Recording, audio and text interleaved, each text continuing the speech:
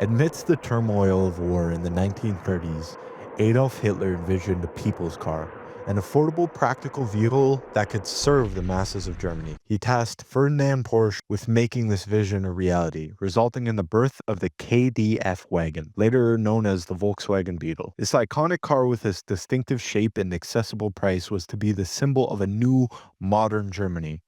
But while the Beetle would go on to become one of the most recognized and beloved cars in history, the company's journey to global success was anything but straightforward.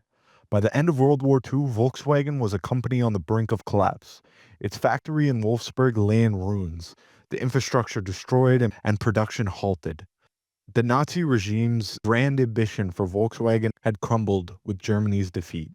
In these critical post war years, it wasn't the original Nazi architects of Volkswagen who would shape the company's future. It was a British army officer with no previous connection to the car industry, Ivan Hirst.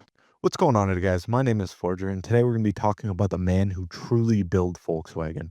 What was once under the rule of the tyrannical Third Reich died with it. Only the good ideas survived the war. Born in Saddleworth, Yorkshire, and growing up in a family of craftsmen, Ivan Hirst worked for his father's company in Oldham, then proceeding on to study optical engineering at the University of Manchester. Hirst, rather than staying with the herd in his father's company, opted instead to start his own repair company working with optical instruments, then subsequently joining the university officers training corps. Hirst, with all his technical background, however, was appointed by the British Army to oversee the wrecked Volkswagen factory in Wolfsburg, Germany. Now, upon arriving in Wolfsburg, all that greeted Hirst was a ruined factory that the Soviets and Americans had both already passed up, not seeing what it formerly was. All that remained was failure of a hateful regime. Hirst, clearly having two choices here, he could either reactivate the factory or shut it down entirely. He decided that the potential of the factory to push Germany into the future was too great to throw away. Affordable transportation for the people, boosting morale, and laying the groundwork for long-term economic recovery was the obvious choice for Hearst. Now, rolling up his sleeves, Hearst found that the factory, well ruined, was not the only issue. A lacking workforce, damaged surrounding infrastructure, and the looming threat of the Allies dismantling the factory any day as part of war reparations all tacked on further stress to the situation.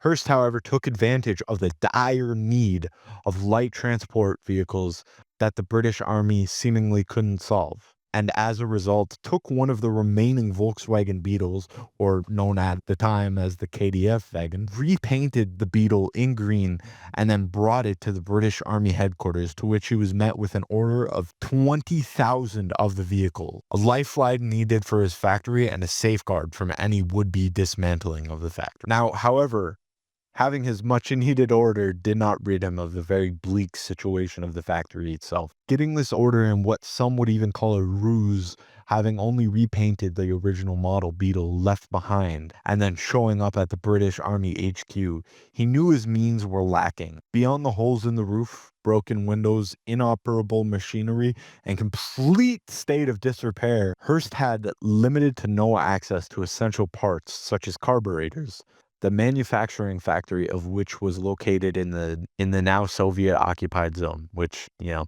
if you know, you know. This effectively cut off access to such critical parts. Hearst, however, was an engineer above all else. So instead of waiting for parts that would never show up, he just decided to figure it out, finding alternative solutions.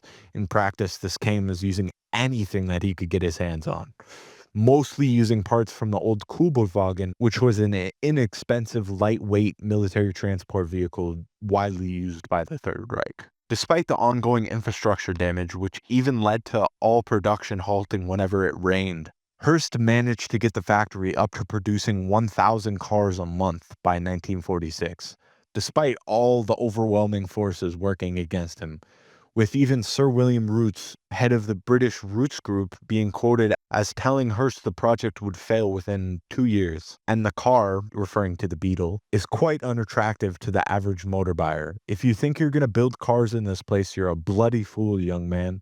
Ironically, the British Roots Group was defunct a mere 25 years later, only to be acquired by Chrysler, which, I mean, you know, yikes.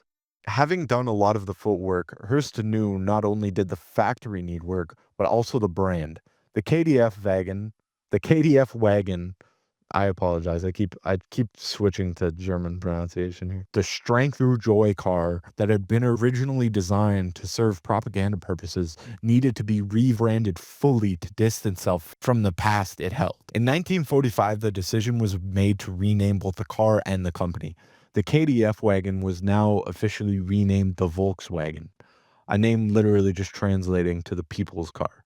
It symbolized an era of rebuilding and reconciliation for a new post-war Germany. Alongside this also was the renaming of the town KDF Stadt, which also just translates to strength through joy city, Stadt meaning city, which was a which was pretty much just a propaganda town. It was renamed to Wolfsburg after the nearby castle. Volkswagen, while bleak, started to look brighter under the eye of Hirst, but major industry players didn't see the vision, with Ford and the Roots Group being highly skeptical of the future of Volkswagen. Ford was even at one point offered Volkswagen for completely free, but outright rejected the proposal because he felt like it would be a bigger burden than opportunity. Hearst didn't care, however, for the lack of vision because his confidence was unshakable in the company, and this paid off as the Beetle slowly proved its worth to the growing middle class of the post-war world. It served as a great car not only for Germans, but to the world as a whole. As production increased, it slowly showed the resilience of the German people as a whole, not willing to be defined by what once was. By 1949, however, Hearst's work was coming to an end. He'd built Volkswagen. The propaganda tool of the Third Reich died, leaving behind only an incredible vehicle. He set Volkswagen on a path to success, and the foundation for growth was firmly in place. And with that, Hearst gave control of the company to the West German government. But when looking at modern day Volkswagen, it is important to not overlook the true hero of the company. He was never a fascist dictator, but a man with a love for engineering and a desire to help.